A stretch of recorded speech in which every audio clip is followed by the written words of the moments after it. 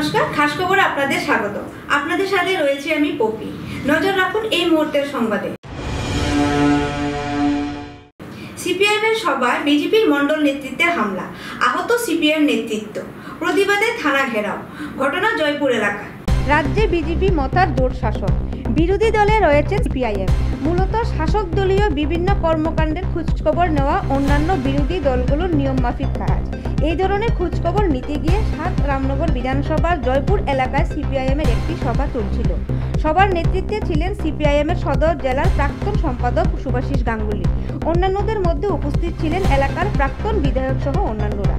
সভা চলাকালীন সময়ে বিজেপির মণ্ডল স্তরের কিছু নেতৃত্ব হঠাৎ করেই সিপিআইএমের সভায় উপস্থিত নেতৃত্বদের উপর হামলে পড়ে। এতে করে ৭-৮ জন সাংঘাতিকভাবে আহত হয় এবং তাদের পরবর্তী সময় জিবি হাসপাতালে চিকিৎসার জন্য নিয়ে আসা হয়। সবার আঘাত গুরুতর হওয়ায় কর্মরত চিকিৎসকরা হাসপাতালে ভর্তি করিয়ে চিকিৎসা চালিয়ে যাচ্ছেন। এরই প্রতিবাদে সিপিআইএমের প্রাক্তন সাংসদ শঙ্কর প্রসাদ দত্তের নেতৃত্বে মিছিলে সহযোগে পশ্চিম থানা ঘেরাও করা হয় এবং অবিলম্বে দুষ্কৃতিকারীদের গ্রেপ্তারের দাবি জানানো হয়।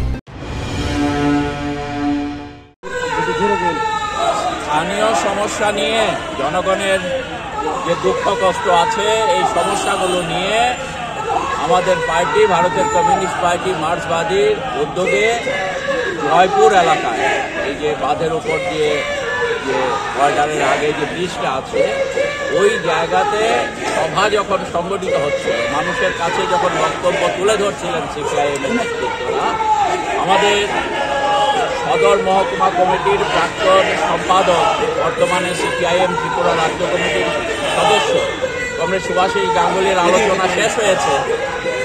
আমাদের জেলা সম্পাদক কমরেড রতন দাসের আলোচনা যেই শুরু হতে চলেছে, সেই সময়ে মণ্ডল নেতৃত্বের উদ্যোগে বিজেপি তারা হামলে পড়ে আমাদের লোকজনদের উপর। প্রথম যারা স্টেজে ছিলেন, নেতৃত্ব ছিলেন, তাদের উপর আঘাত করা হয়, তাদের মাথা ফাটানো হয়, তাদের শরীরে বিভিন্ন জায়গায় আক্রমণ করা হয় এবং যারা শ্রোতা ছিলেন তাদেরকেও আক্রমণ করা হয়। ইতোমধ্যে ৭ থেকে ৮ জন হাসপাতালে আছেন, তারা বিভিন্ন জায়গায় আঘাত পেয়েছেন, গুরুতর আঘাত তারা পেয়েছেন।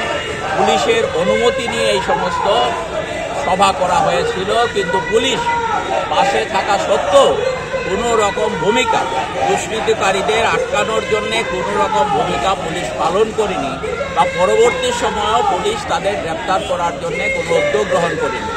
আমরা আজকে এখানে পশ্চিম থানায় আধিকারিকদের কাছে এটা জানাতে এসেছি যে যাতে দুষ্কৃতিকারীদের আজকের মধ্যেই গ্রেপ্তার করা হয়। ব্যুরো রিপোর্ট, খাস খবর।